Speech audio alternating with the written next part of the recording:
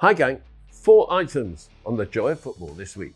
And we're starting with Explain That, which involves a top match at the weekend and a brand new referee.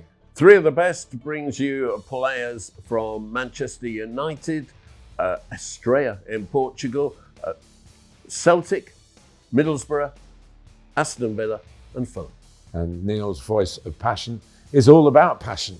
And Martin's letter from the gantry is one of the best ever about the last January England fixture. You got to listen to the end to listen to that. Don't forget, if you want to get closer to us, you can go on the Patreon. You can read us on substack.com, especially Martin's letters that are going up there, where we're also the joy of football, substack.com, and subscribe to this podcast. The Joy of Football podcast. With me, Neil Barnett.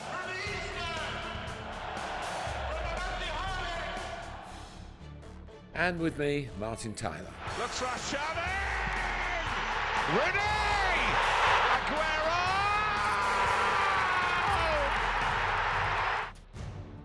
The Joy of Football.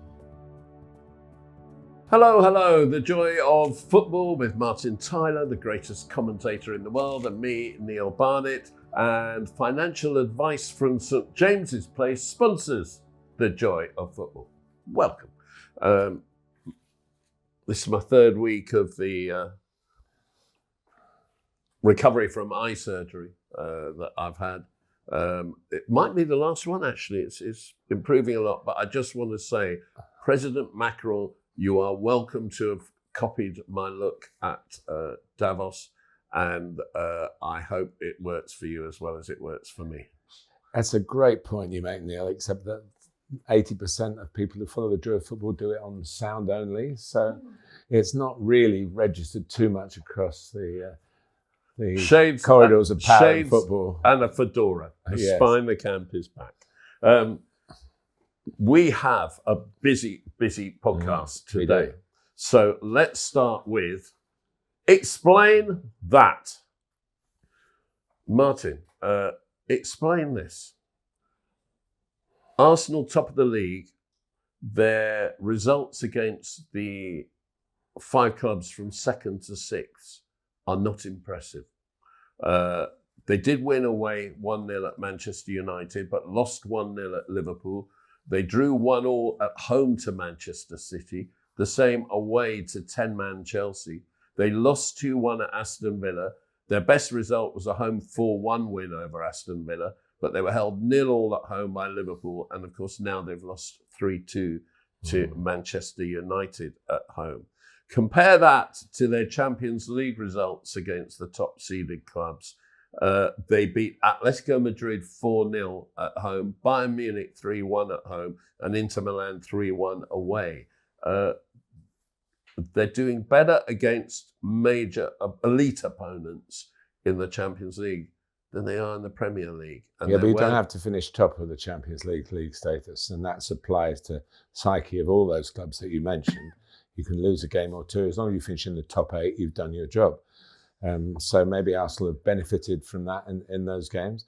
I mean, it isn't 2 wins of the games that you outlined in the Premier League is a disappointing return, of course. But what they are doing is they are doing really well against everybody else. And they still look to me, despite what happened against Manchester United, they still look as though it's Arsenal's title to lose.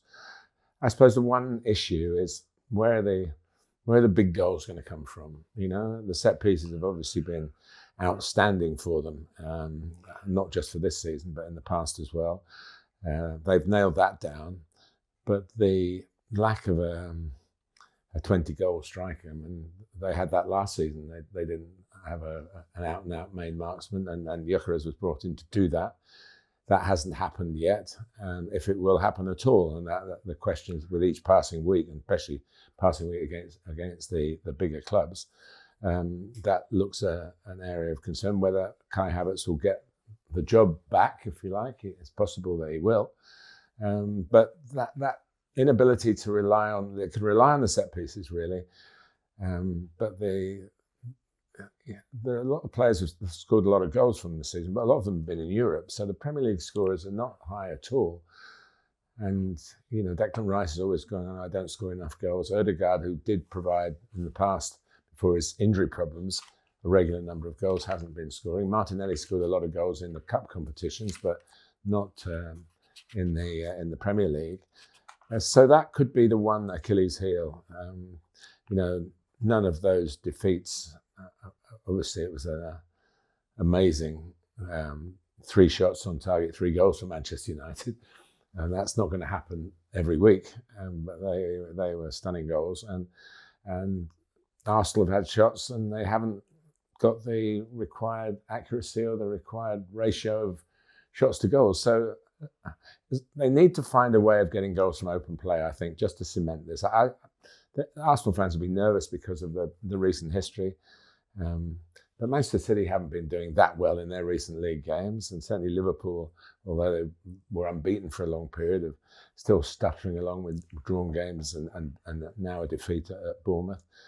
So unless Manchester United win every game now to the end of the season, which their fans will probably be thinking they do after 2 remarkable performances and results too against 2 of the sides above them in the table. So, but I don't think diehard Man United fans know the reality of it. There'll be maybe a levelling off.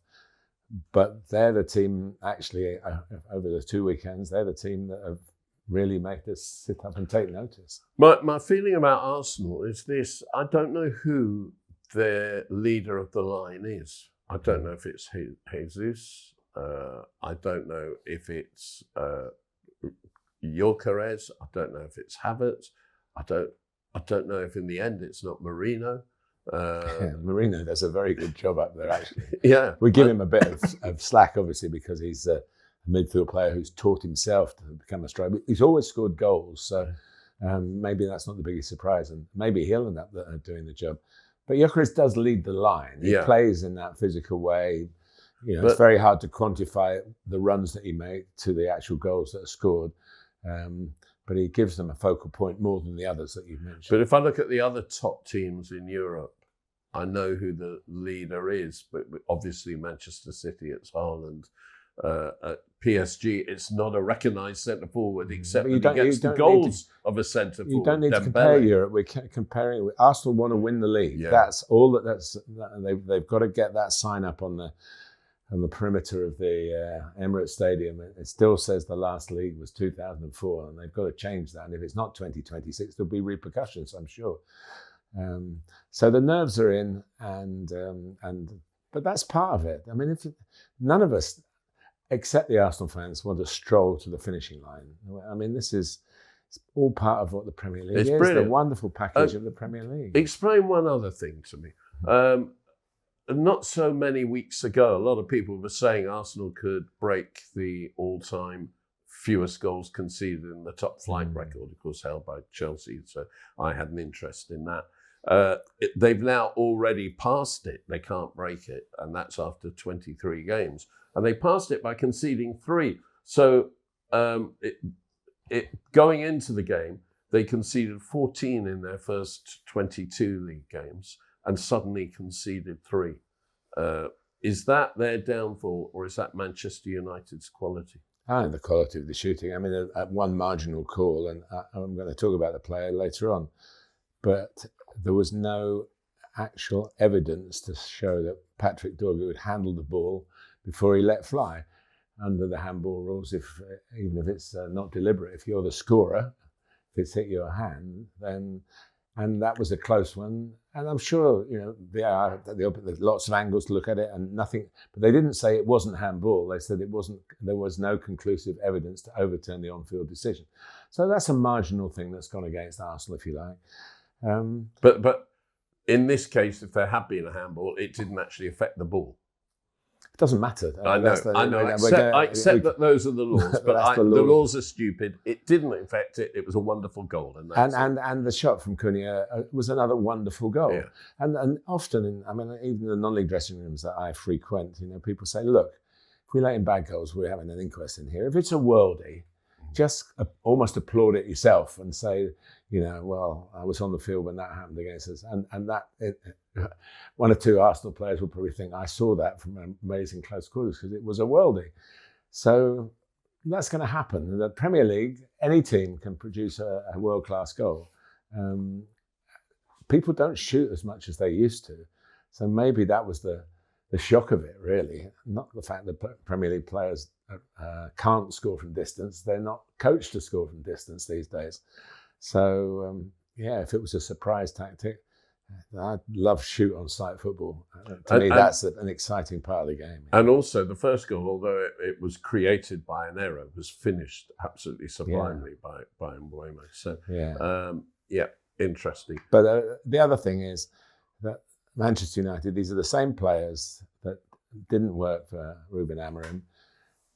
These are big games that Michael Carrick's been in charge of, which is a big challenge for him and his excellent coach, Steve Holland, and the rest of the coaching team. But these are games that big-time players lift themselves for. Now they've got a run of games which are not in that category. And to prove that it's a good decision, I'm still hearing a lot about, well, Michael Carrick will not get the job.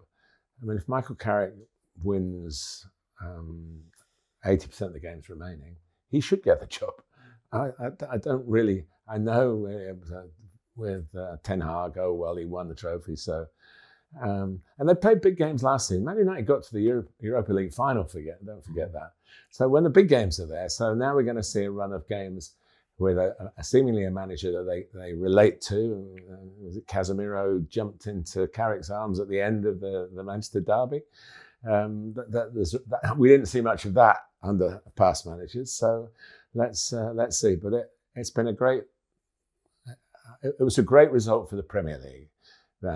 Because it reminded the world that Manchester United are still in there competing, and it just put a little bit of pressure more on Arsenal, the fans, than Arsenal in the dressing room, I would suggest. You commentated last week on a game that I attended, which was one of the most abysmal games of my life. I thought you said the commentary was one of the most abysmal. Which was Chelsea 1, Paphos 0. Chelsea didn't score to about 13 minutes from the end. From a set piece. Yeah, and in the 70th minute, the manager, Liam Rosenior, had made all 5 substitutions to try and get it sorted out. And I did say to you after the game, if a manager makes all 5 substitutions by the 70th minute, he must have selected the wrong team or the wrong tactics. Mikel Arteta made a quadruple substitution before the hour. Did he select the wrong team, or did the players let him down? You hear this all. Occasionally a manager will say, I shouldn't have played him. But you can't second guess yourself. The game has got to a stage where you can realise that other players can influence it. Freshness is obviously the major quality, but there may be a tactical tweak. There may be somebody who can only play 30 minutes because of their recent injury record, so that you're always saving that up. And there are lots of factors, and afterwards, I've heard managers come out and say, I've interviewed managers saying, well, I got it wrong from the start. But it's very rare. Maybe they don't admit it when they really deep down think they've got it wrong. But I don't think, I just don't, the substitutions, we could go on the whole podcast about it. It still denigrates the game. And all the time, whatever level of football you played at, in our generation, plenty of generations after us, you were 90 minutes. Football was a 90-minute game, and you wanted to be part of the whole 90 minutes. And now we're breeding players who have no conception of playing 90 minutes. For front players, it's never, ever 90 minutes, unless your team's really in struggle or you've got a big injury list at the club. And I do think there are a lot of things that are going well for the Premier League and modern day football. And I'm not an old fogey saying, oh, we should go back to this or go back to that. But it doesn't help the flow of the game. It might win you a game or two, but it's a different game. And so you're paying your money to see 60 minutes of the teams that you get announced at the start, and then you see a different game for the last half an hour. Now, if that's a good thing, come on and tell us whether you enjoy that. But you go and see your favourite player and he's taken off after 60 minutes, I'd be disappointed. To give credit to Simon Inzaghi, the ex-Inter Milan boss now in Saudi Arabia, with his 3 at the back, he started substituting the wing backs rather than the forwards because they did all the running Well, they the do. length of the pitch. They do. Up and down. They absolutely do. Yeah. And I think distances are a bit misleading, as are passing percentage statistics as well. Yeah. It's where you do it and what the result is. The one thing I do like is the advent of the assists. And I think that could be broadened a little bit. Certainly, if you get brought down for a penalty, I think you should get an assist for that. But anyway, it is what it is. And I think you should get an assist if you beat 4 men in a dribble and finish. I mean, assisting on your own goal. Yeah. But the reason you don't get a penalty is at that point, Neil, actually, that player A gets brought down for the penalty, and then player A takes the penalty, so they're refusing to give an assist. But I don't see why you can't assist on your own goal. Well, or else she doesn't get or assist keep for that. the statistics so that we get all the ones that maybe they do, maybe I just don't see them. Who's been brought down for the most penalties? I think you do get that. But every penalty, there should be a list for the whole Premier League season, why the penalty was given and which players were involved. And that would be very good data, I think. Before we leave this, do Arsenal have to improve their results against the top sides in order to win the league? Well, who have they got left? They played Man United twice, played Liverpool twice. They played Villa twice. They've got City. They got City away. They've got Chelsea at home. Yeah, to win those games would be a real statement. But they can probably win the league without winning those games. If they lose them, we'd revise that. But it's the wonderful psychology of football. Because really, Arsenal at home particularly, and it was a wonderful atmosphere. It was a terrific game that actually belonged to the rich history of matches between these two, particularly in the Premier League years, the Ferguson-Wenger matches. And yes, someone has to win and someone has to lose. I know it could have been a draw, and it was very close to being that. But the truth is, they can take this on. I think in the dressing room they'll be strong. But they'll need their fans to be strong because the here we go again brigade could be detrimental to what happens on the pitch. Explain that. Farai Hallam refereed his first Premier League game this last weekend, Manchester City versus Wolves. He was advised by VAR. Darren England was the VAR official. Can I just add to that? He was advised by a VAR and an AVAR. Assistant, yeah. Yes, and that was Sam Barrett. So the two people in Stockley Park who advised him are FIFA referees. They're not assistants, they are FIFA referees. So he stood up to them to make his decision. Carry on. When he went to the monitor to assess whether or not it was a penalty for handball, he stood up to them and went, no. I'm sticking to my decision, which is very brave for a first-time referee. And very correct. Yes, I agree. Yeah.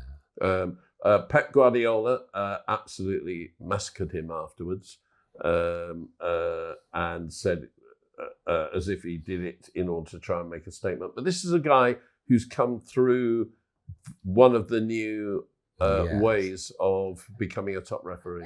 He has played some football. He was at Stevenage for a while, I think, as a youth team player, and he went and played some low-level football in Europe, in Spain, I think.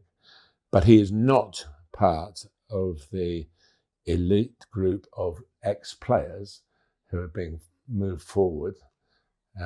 Fast track, they say. It hasn't seemed very fast, to be fair to them, but they are doing it, and that's great. It's great because we need to know the answer as to whether ex-players will be better than people who haven't played the game, and that's been talked about ever since I've started following football, and it's never been tested or proven, and it may not be the case. But he has been fast-tracked from an elite group of young referees who've been spotted in the system. When Howard Webb got into the job, one of the things he found difficult was this promotion system, which takes a long time. You have to do 3 seasons on this and 4 seasons on the next level of the football pyramid, and that it slows up the best referees. And referees were getting almost league tables of referees. Oh, he was the best in the National League last season, so we'll put him onto the Football League. This kind of slow process.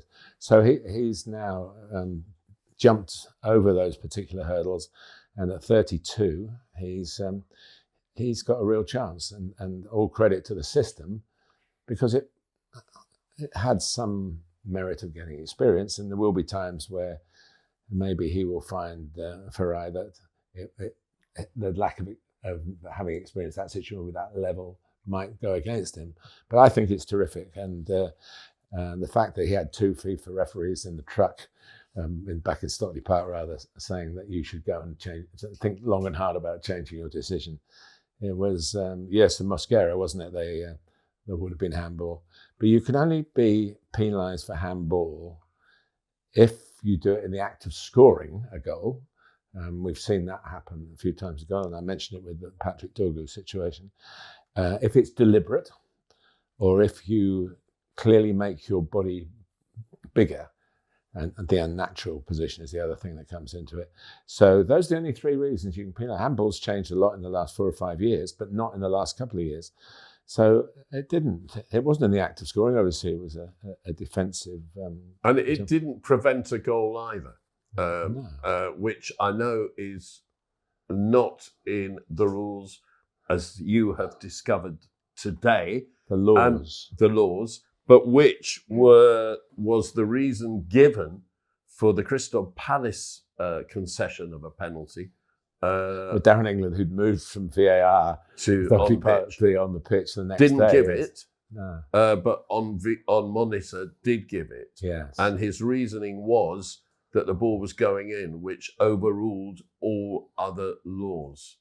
Well, that is some information that circulated after the incident, but according to my information, and very good information, I wouldn't stand by it if I didn't 100% believe it. That is not true.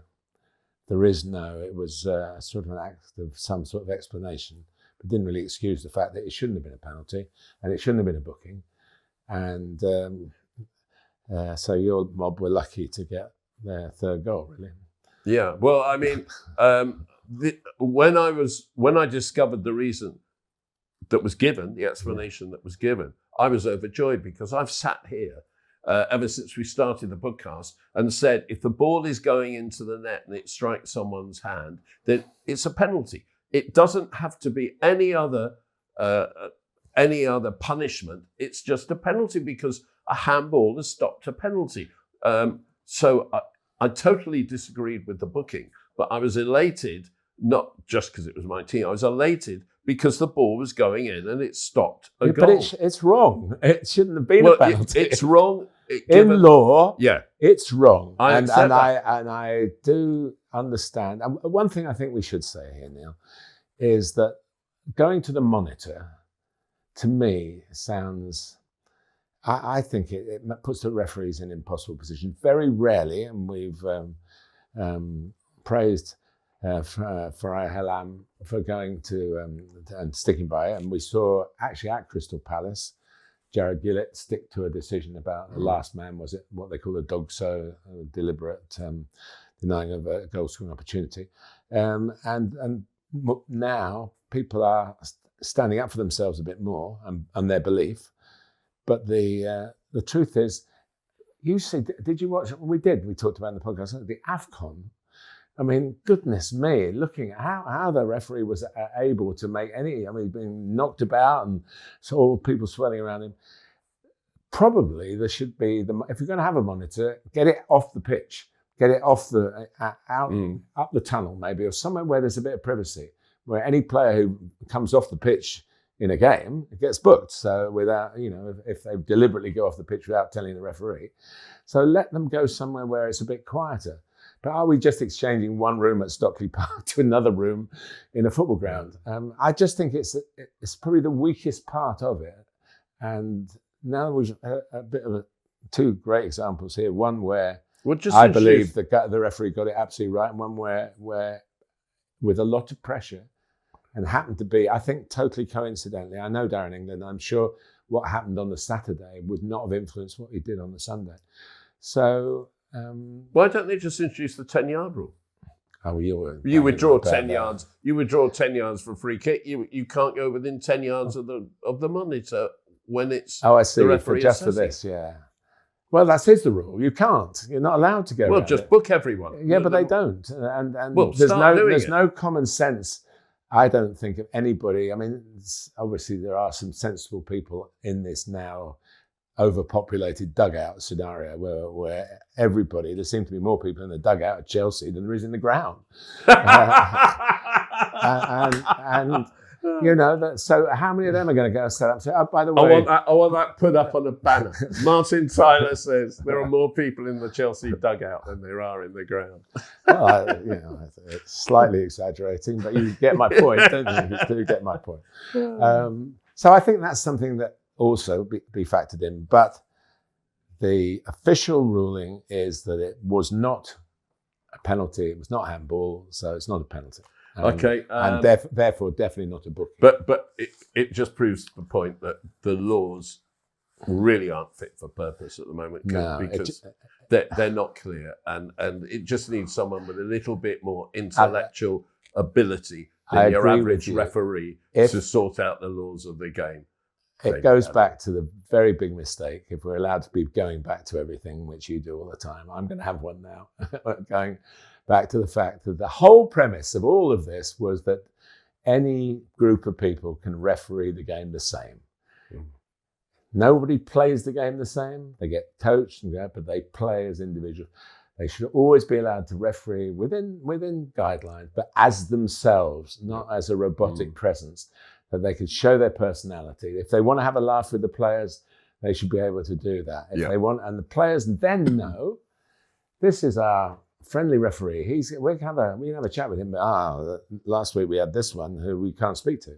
So as long as it's clear within the individual, it's much easier to make somebody behave the same way game after game after game. Great. And to make 25 people be the same way every week. Yeah, but someone in charge of referees is the same as in charge of football teams. They want to be in charge of the people while they're performing, and they shouldn't be. The people should be in charge of themselves while they're performing. Agreed, totally. Just to note that Farai Hallam is only the third person of colour to officiate a Premier League game, will be the main official, the referee. Congratulations to him. It should have happened a lot earlier, but it's happening. Howard Webb's. We wish him every success in his career, as every referee, of course, but it's a sensational way to start, to be as strong as that. And I'm sure he'll keep it up. If he's done it in game one, he won't have any problems further down the line. Being the same, it won't be right all the time because nobody can be. But it was a special moment in an excellent weekend. We talked about last weekend with not being many goals. Now we've had plenty of goals and some really, I think, some important episodes in the history of the Premier League. The joy of football doesn't really do vacations, but there has been a vacation for three of the best. But it's back. Ladies and gentlemen, and everyone else. Three of the best. And he makes them pay. Three of the best. He's made them pay. And that completes a wonderful hat-trick. Young player, old player. Martin, your young player. Yeah, I mentioned him earlier, Patrick Dorgu, who has scored in both of Manchester United's wins under Michael Carrick. And who's changed his role, I think, a little bit as well. A strong left-footed player, but bags of versatility, can play down the side, left-sided centre-back in a 3, left-back, left wing-back, left in a further forward position as a left winger, and can do the same on the other side, particularly in the attacking sense, it's inverted. So he can. So he's got lots of reasons for having a claim on a shirt. He wears the number 13 shirt, which is quite interesting. I think the last one, I can't be sure about goalkeepers, but the last outfield player was probably Park, who wore 13 for Manchester United. He had a great career and was a proper team man. The reason is, when Patrick came to him, he's been a year. He was signed in the window last winter window from Lecce in Italy. He's a Danish international with a Nigerian family background. And he's a powerful player. But he played in number 13 for Lecce, and it did well for him. So it was available, and he's got it. And he's had some sticky moments. I think he got sent off quite early in his Manchester United career. And you can see he's got aggression in him. But the two goals, both vital and extremely well taken. And I think if he can play like that for Denmark, maybe they'll get to the World Cup. It would be interesting. Denmark going to the USA at the moment, but that's not guaranteed yet. Yeah. In the past, I've done as my young player Désiré Doué, who most people now know, the PSG and France international, outstanding attacking midfielder winger. His brother, Guéla Doué, who plays right back for Strasbourg, I've done him as well. Guéla's 23, Désiré's 20.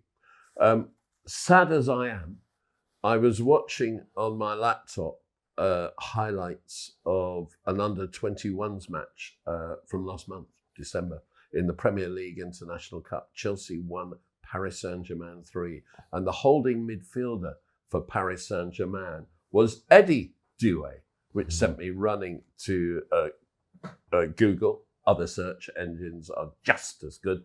And Eddy Doue is a cousin of Guéla and Désiré, and since that game has moved to Portugal, where he's joined just below the middle of the table, Austria. Basically, he's looking for first team opportunities, which he obviously felt he wasn't going to get at PSG. But it's another Doué, and he looked a strong, confident player. It's another Doué. What a family this is becoming. Guéla, I'm sure, will get a look in at some time with France. They're very strong at right back, France, because the number one choice, of course, is the Barcelona. I've had a blank. One of my favourite players. His name is France right back, Barcelona. Hakimi. Oh, the front. Koundé, Jules Koundé. Jules Koundé is one of your favourite players. Yes. He is. I was just trying to work. Doué is and two course, in Italy. Yeah, and of course we've got 3 Doués. That'll confuse people in certain countries. Yeah, and of course Trey Doué. And of course, Malo Gusto is the backup to him, Chelsea man. So, but I don't know what's going on in that Doué family, but something's going right. Yeah, and it's a bit like the French Greys or something, isn't it? Yeah, it's good. Yeah, because in the surname's got 4 letters. Yeah, it's very very easy to make. They're just popping up everywhere. So keep an eye out. Eddy Doue, Eddy with a Y, E-double-D-Y. Your old player. Yeah, I should have done this before, actually. I've gone for Martin O'Neill because he is in his 70s. I think he's coming up 74 in a few weeks. And going back into to Celtic earlier was a real answer to cry for help, really. Somebody who had, I think, 5 years there, just after the millennium, won everything that moved. And obviously he's a true football man going back. I mean, he was part of the Brian Clough empire, winning the European Cup with Nottingham Forest as a player, stacks of international experience as well, and just a real football man, an interesting guy with very sharp mind that he doesn't always apply it to football. He's got wider interests, and he's very entertaining company. He's a winner, by the way. I mean, I've seen him where things haven't gone so well on the day for him, and he's got all those managerial tools. That's a real competitive edge. And of course, then they sort of said, "Well, Mark, thanks a lot, Mark, but we've got somebody else now." I don't know. He kept his powder dry on that, but it probably would be slightly disappointing. I think he was loving it. And anyway, when the call came to come back again, he'd done that, and I think he's on a run of 7 straight league wins until the game against Hearts, which was a cracker. And of course, he was out defending his Austin Trusty got sent off for denying a goal scoring opportunity, but he was quick to put the Celtic point of view that it shouldn't have been a red card, and obviously had an effect on the game. I just, there'll always be a place in football for Martin O'Neill as long as he can get onto the training ground and do his post-match interviews. And I'm sure be in the dressing room as somebody that you would look at and say, oh, well, the boss is here, we better mind our P's and Q's. So in a time where we're, I suppose, saying the manager doesn't have as much power, I think Martin O'Neill, whether he officially has it or not, I bet he does have it. I've two Martin O'Neill stories. One is a player who played for him, I won't name it, who said, he's bloody mad. He's mad. He tells you to knock it along and chase it. He's mad. But mad for success. But my favourite one is he lost the Europa League final, didn't he?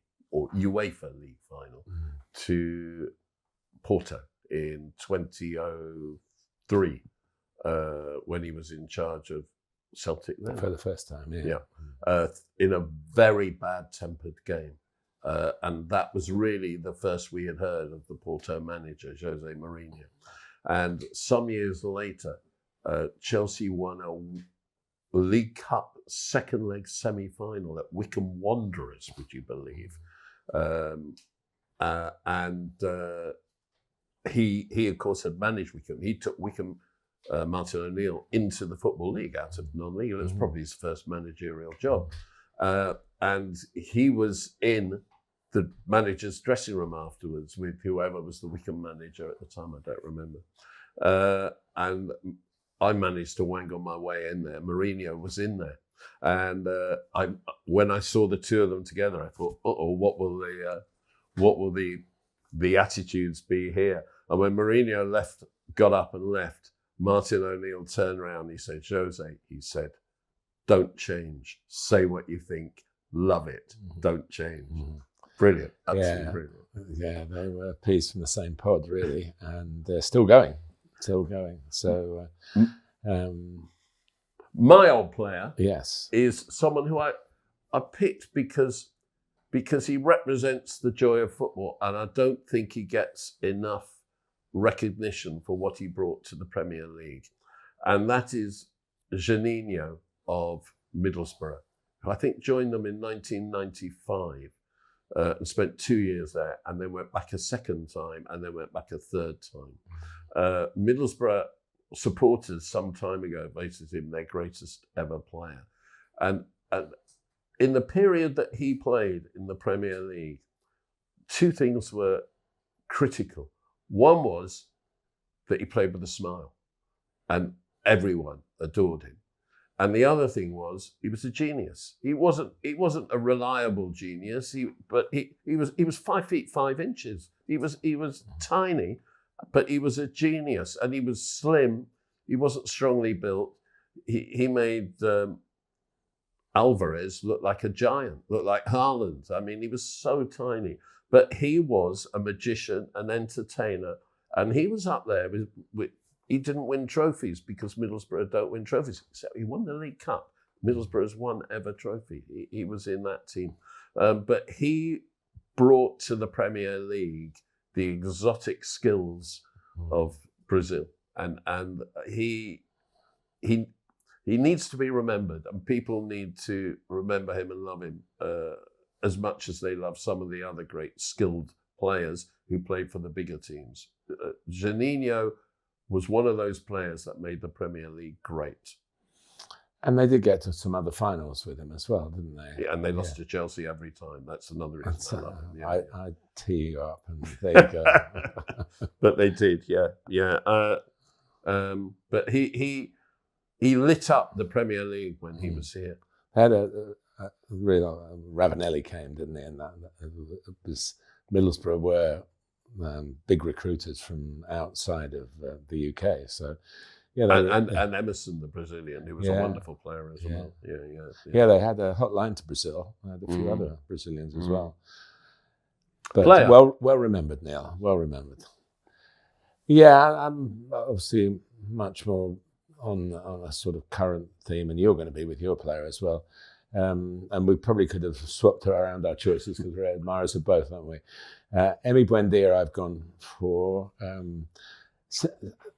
partly because of his current run of form, but just going back over the difficulties he had, because he came into English football with Norwich and earned his move to got into the Premier League with Norwich and earned his move to Villa. He's 29 now. He's 29 on Christmas Day. It's one of those Christmas Day birthdays, which we all seem to note in football. And having got to Villa, he then missed an entire season, the 23-24 season, with a bad knee injury. Cruciate. Yeah, it was a cruciate. Yeah. And they got sort of back in the team. And then in January 2025, last year, he went on loan to Bayer Leverkusen. So it looked, but they gave him a new contract. So he was saying, go out and get some games, but we still want to keep you. Or maybe that was if Bayer Leverkusen want to buy you, you're going to have to pay a bit more. Anyway, he's got a new deal, and he's playing like he's just started again. I mean, I did the commentary on the Spurs Villa Cup tie, where he scored the first goal, a fantastic touch to set up the second for Morgan Rogers. And then now recently he scored a really difficult game for Villa away to Newcastle. And he scored a sublime goal. He sort of managed to make, instead of the ball going outside the person, bending back in, which he might try and do, and players do very successfully, he managed to make it keep going in a sort of in-swinging sort of way. And Nick Pope, who's a big man, could hardly reach it, and certainly couldn't keep it out. And it's set Villa up to cash in on the fact, well, this had obviously happened earlier in the day, but to cash in on the fact that Arsenal had dropped points and that Manchester City have dropped some points recently. And of course, Unai Emery will tell us that they're not in the title race, but they'll come close and they'll qualify for the Champions League, I'm sure. The great thing about Buendía is, in my mind, Morgan Rogers is a typical modern top-class footballer. He can play 10, but he can play on the left wing, and that's where Villa seem to be using him more now. Buendía is a number 10. That's what he is. He gets into that hole between the midfield and the forwards, and he makes things happen. And he's brilliant in tight spaces. And he's got the gift of 1-on-2 touch play. I'm not sure what Argentina think of him at the moment. I mean, he had a couple of caps before all this happened, really. And I thought that, the way he'd been playing this season, it might be, to be honest with you, I haven't looked at it thoroughly. We've got the squads coming up for the March games, and we'll see whether there will be players being looked at, because you're not just taking... But they have strong midfielders, don't they? Argentina, like Enzo Fernandez and Alexis McAllister, who are World Cup winners. And it's amazing when you look back at that World Cup and how that they didn't start, and boy did they finish the tournament. But with Alvarez and Messi and Lautaro Martinez, they're all a bit, I'm not going to say soft, but they're small and they probably think they need powerful midfielders behind. Yeah, but you think there'd be room in the squad? Yeah, you would. You would. Yeah. So I hope it. I mean, especially if Messi got injured, he'd be. Yeah. Oh, it's a triumph of character as well as ability that he is where he is at the moment. Top player. My player is Harry Wilson of Fulham, who's scored. He can have my vote as well. Who's scored so many late goals this season, and he did it again at the weekend. And he could be going to the World Cup. I mean, if he does it for Wales, they've got Italy in I think the semi-final of the playoffs for the World Cup. Well, Italy have failed to reach the last two World Cups, and Harry Wilson's quite capable of scoring the goals to beat Italy. Obviously, Italy must be favourites, but he's scoring goals that he shouldn't be scoring. That just so many of them are good goals. And I do think he scored a goal earlier this season that would still get my vote for goal of Premier League, goal of the season. And that was a controversial one. Controversial because it was held up against Tottenham as the wrong way to play, with Vicario keeping the ball in play rather than hoofing it out when he was out of goal and being out of position. But the fact is, the ball went to a Fulham player. Wilson was on the right touchline. And when the player passed the ball to Wilson, did anybody see the possibility of what he was going to do, which was hit it first time from the touchline into the goal, maybe a 40, 45 yard shot, given the width as well.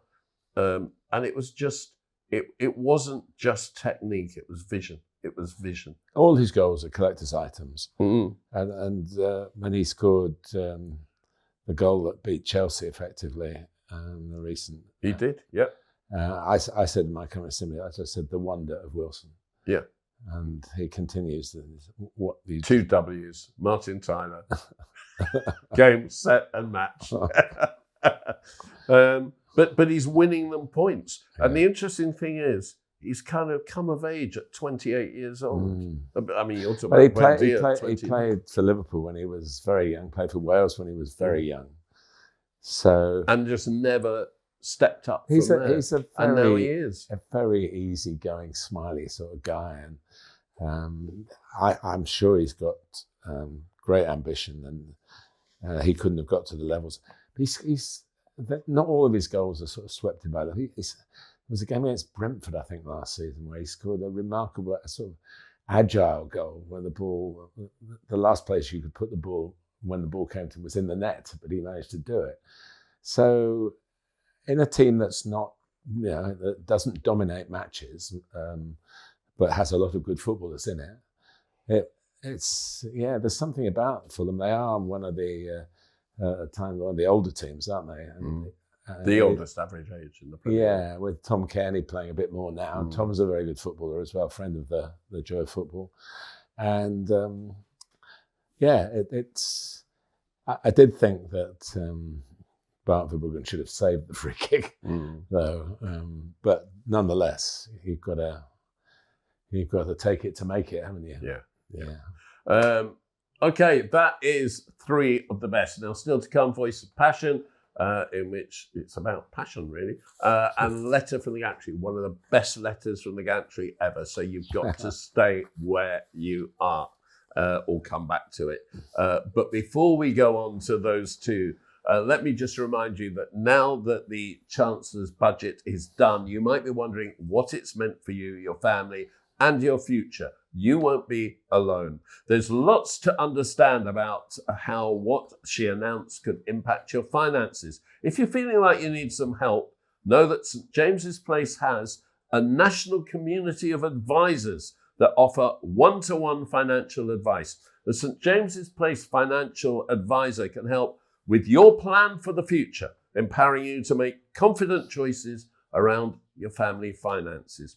So visit SJP, St James's Place, sjp.co.uk to find your one-to-one financial advisor. Now, St James's Place representatives represent only St James's Place Wealth Management PLC, which is authorised and regulated by the Financial Conduct Authority, SJP approved 21st of October 2025. Here you go. Brilliant. We move on to Voice of Passion. Voice of Passion. Martin, I want to go back to Manchester United and their shape, everyone said, was wrong under Amorim, and they didn't have the players to make it work. It's changed. It's now 4-2-3-1, basically. And everyone who said that seems to be, including the people in this room who are Manchester United supporters, seem to be totally self-satisfied with what they'd said in the first place. Although, to be fair, I have to say they're totally self-satisfied on most things. But it's the generation. It's not as bad as ours, mate. But anyway, my point is this. You talk to any head coach and they say, oh, God, really, formations don't matter. There are other things that matter much more. And I kind of agree with that because it's 11v11. But obviously, you do need to get the round players into round holes and the square players into square holes. But what for me is more important than formation is tempo, intensity, passion. And what the other thing that a lot of people said after the United win over City, and really are saying again after, you could say it about the Arsenal game as well, is it was counter-attacking football because they were up against better possession against the two top teams, and they hit them on the counter. But I don't believe that. I don't believe it was counter-attacking football. I believe it was attacking football whenever they had the opportunity to attack. And my point is, if you prat around all game with your central defenders and your goalkeeper passing the ball to each other, the first thing you do is lack tempo, lack intensity. Now, we talked about the Chelsea-Paphos game a little bit earlier that you commentated on in the Champions League. Let me just tell everyone, I'd like to know, because obviously I was there, I didn't hear your commentary. When Chelsea kicked off, they passed the ball back to Jorgensen, who was in goal, the Danish goalkeeper, Philip Jorgensen. And he put his foot on the ball, and he walked it up the pitch, and he stopped, and he walked it up the pitch. He must have had possession for about 6-7 seconds. And this is from kickoff. He killed the game bloody dead at kickoff. And I was screaming abuse from my posh seat. And I want to know what you were saying. Well, I accept it as normal. I mean, it's whether he was lining up, whether he was getting further up the pitch. In all sorts of eras, you think goalkeepers do that. It wasn't symptomatic for me of what was to follow. You know, of course, as a commentator, you've got your thoughts on what might happen, but you describe what actually happens. It's a reactive, not a proactive job. So no, it didn't bother me at all, and I think. But it killed the intensity of the game with the first move. No, it didn't. I mean, the intensity of the game, if it was, it didn't.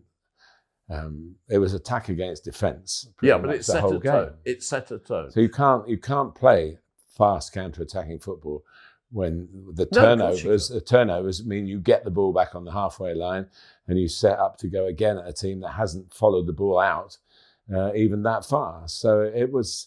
I was full of admiration for Paphos. The sad thing was that David Luiz, who has joined them this season and been very much part of almost the centrepiece of certainly of the publicity, but also of the team as well, got injured on the Saturday before and was never going to be fit to play, though they did name him on the bench so that they get all the PR out of him, and he was brilliant. But my point is, it's not about the shape of the team. It's not about even the tactics.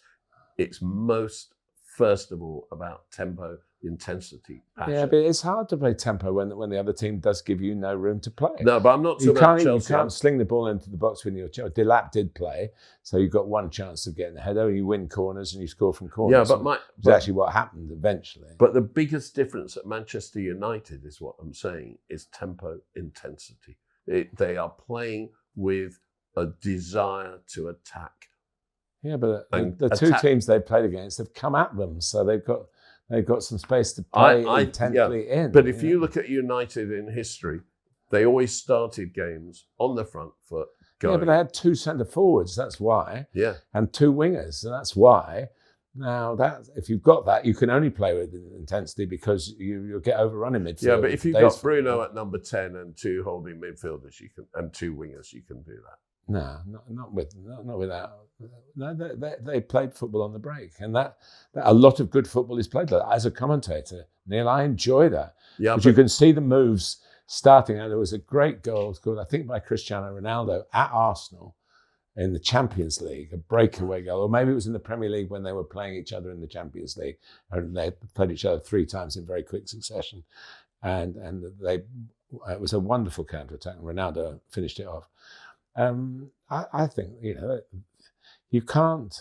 But it's intensity. It's playing. No, with, it's playing. You're dreaming of playing. You can't play at 90 miles an hour for the whole game. No, but you can't play at 10 miles an hour for the whole game, and there's too much of that. Well, you watch Chelsea all the time. I'm sticking up for the rest of football. I don't think that's the case. I do think Chelsea. You make a very good point to me very often about congesting the midfield. I hope to get the chance to ask Liam Rosenior when he played at right back what he expected from his game, and he played in the Premier League. Don't think people think he's, he played nearly 150 games in the Premier League for 3 different clubs, I think. So in total, not for each club.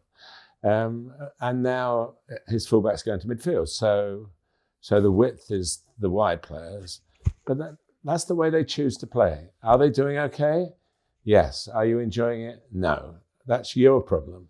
I just like watching football, and the fact there are so many different ways to win games and so many different interesting people setting up philosophies and setting up the style of a club, the DNA of a club, which is another phrase that's only happened in the last few years. So they've gone back to their DNA. But I don't think that DNA existed in 1904 when they were called Newton Heath. Maybe it did because it was in Manchester. Maybe that, there's a lot of words, and we're guilty of it because we do it every week. A lot of words said about things that really there are a lot of specifics. And the one thing I will stick by is that there are never two games the same. There are never two incidents the same. Everything on the next day, which is why we love it, because you turn up, you don't know whether the wind's going to blow or the pitch is going to be sodden, who's refereeing, who's injured, what manager, what tactics that they've employed, how they're going to play against them, how they're going to react against the other team.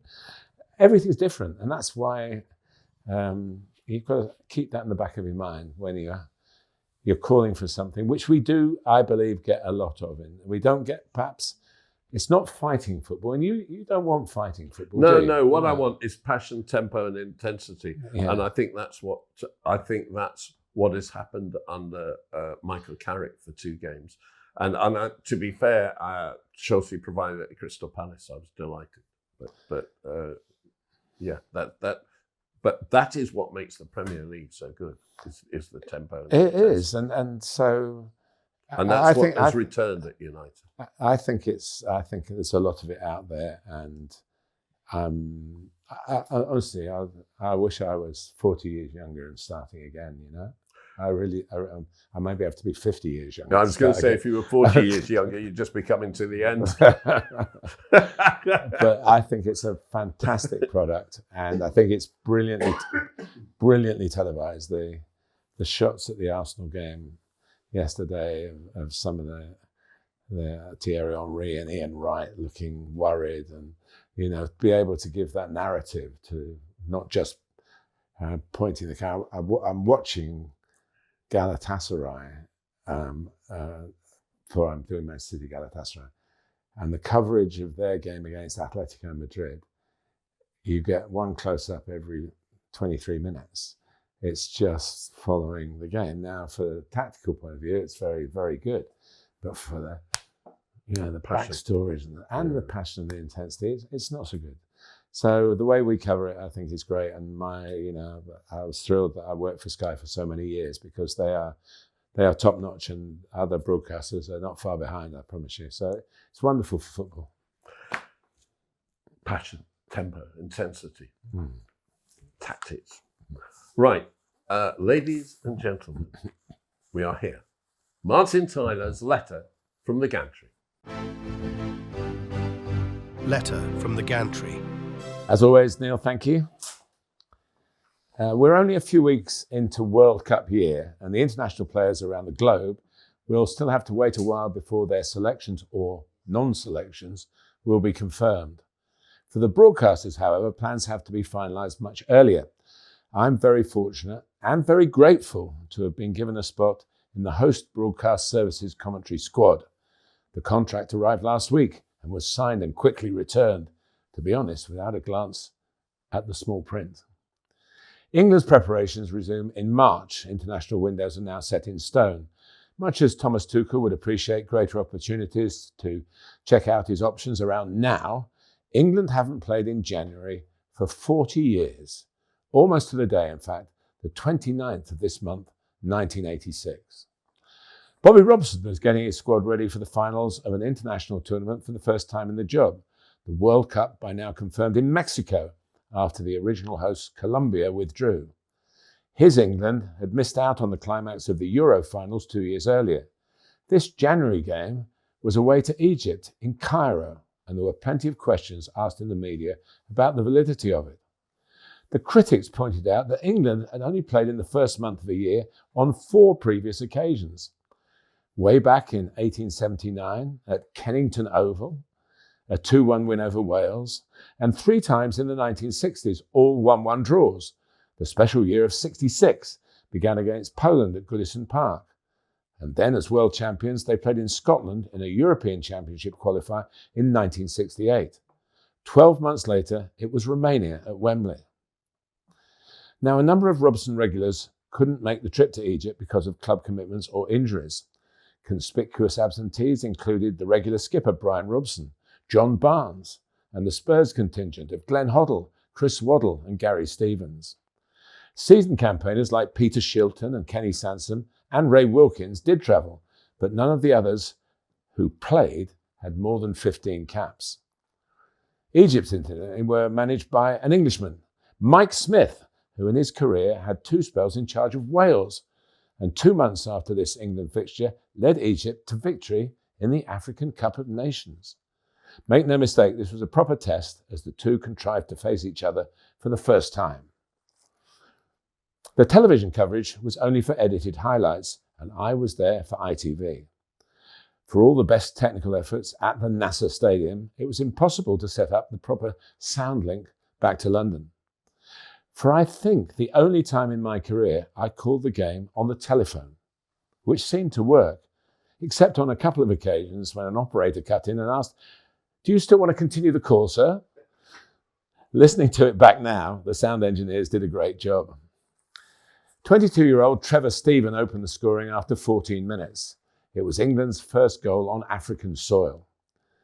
The Everton midfielder would go on to play his part in the 1986 finals, and again 4 years later, when England, still under Robson, reached the semi-finals in Italy. Shilton protected the lead, though, with some excellent saves before an own goal put England 2 up at half-time. A third was knocked in after 52 minutes by Danny Wallace, one of 3 brothers developed at Southampton. But it was to be his only cap, even though a later move to Manchester United kept him in the spotlight. His career was cruelly cut short by a very serious illness. 3 minutes later, there was another debut which was to have longer-term significance. Peter Beardsley, a few days after his 25th birthday, came on for Gary Lineker, an opportunity only really afforded because of the absence of the others. 58 more caps followed, and the pairing with Lineker was to serve England well at the upcoming 1986 finals, and 4 years later in Italy too. Aston Villa's Gordon Cowans had won 7 previous caps, but all in 1983. He'd since been transferred to Bari in Italy. He'd been thrilled by this recall and marked it by steering in England's 4th from 20 yards. Bobby Robson was a passionate man, and he was stung by the criticism at the time, before and after the game, of the value of the fixture. He fought back. "A waste of time? A waste of time? You asked Peter Beardsley or Chris Woods whether it was a waste of time." The then Norwich keeper came on for Shilton to win his 2nd cap in an eventual total of 43. It was the start of a 6-game winning streak right up to the opening match in Mexico, the opening group game, a 1-0 defeat to Portugal. But that World Cup run was only stopped at the quarter-final stage by, of course, Diego Maradona. Much queried at the time, that start of the year trip to Cairo certainly had positive effects. But the fact does remain that since then, England have never played in January. Couple of questions. 1879, Kennington Oval, a ground that you visit regularly. I played at football and cricket. We beat Wales 2-1. Did you do the commentary? Yes. The telephone hadn't been invented then, so I shouted very loud from the top of the pavilion. Yeah, lovely. It's a good job there aren't internationals in January now, but an absolutely intriguing story. Well, we have Champions League back in January. We never had Champions League in January. No, well, it shouldn't be. Yeah. Too much football. Yeah. I want to bring up one person in that, Gordon Cowans. We touched on Aston Villa and how they're on the edges of the title race, and obviously this is one of the great periods in their modern history. If we can call it modern history in our lifetime, particularly in my lifetime, because obviously I'm a few years younger than you. Yeah, significantly younger, I think is the way you normally put it. I wish it was significant. A few. I would argue that Gordon Cowans is the best Aston Villa player I've seen. I think people forget there was a spell. I think it didn't get the respect it deserved in a way, because there was a sense of bias when Graham Taylor was the England manager, who had managed him at Villa, that he was actually selected ahead of Paul Gascoigne. But Gordon Cowans was an absolutely phenomenal player. And in fact, coming back to your player in three of the best, Emi Buendía. I mean, he was a kind of 1980s Buendía in a way, but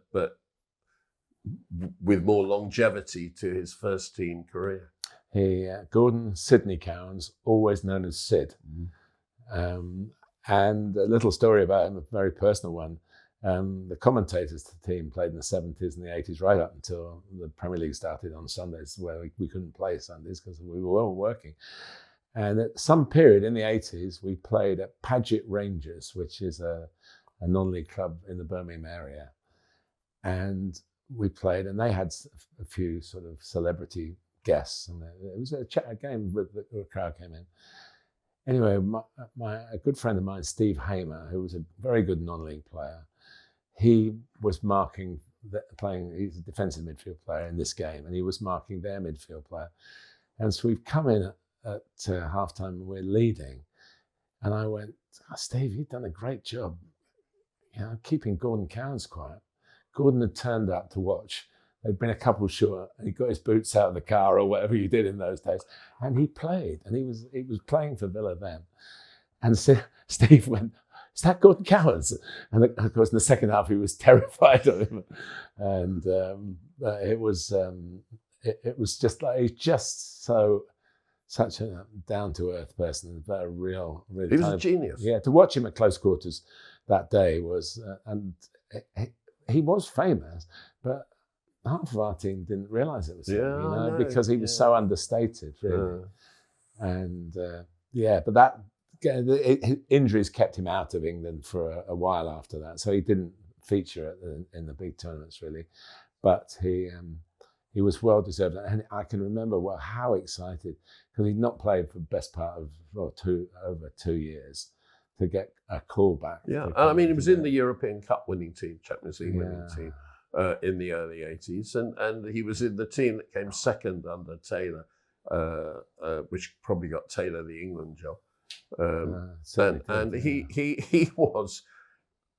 Are you with me? I mean, Emiliano Martinez, in a way, as a goalkeeper, would push him. Now, having won the World Cup and everything else while with Villa, and helped them get into the Champions League twice and everything. But it was. I mean, it still is a great place to be. I've been fortunate to be given the next Villa Cup tie, FA Cup tie against Newcastle, which is obviously going to be a bounce back from Newcastle point of view to try and get revenge for losing at home. So it's a special place. It is the football ground that looks like a stately home. Yeah, and its history is that of a stately home, if you see what I mean. But the fact that they haven't won the FA Cup since 1957 is always something that stands out. But and haven't won a major trophy this century. No. Terrible. Gordon Cowans. Yeah. Juninho. Yeah.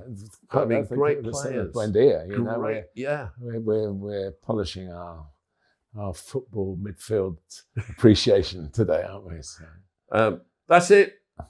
Thank you once again to St James's Place. Remember, financial advice from St James's Place sponsors the joy of football this week. I'm happier than I was. I'm going off to spend the rest of the day with tempo and intensity and live my life like I want to see my football scene, So from Martin and me. Take care. So come on. Do you think President Macron watches this podcast? He should.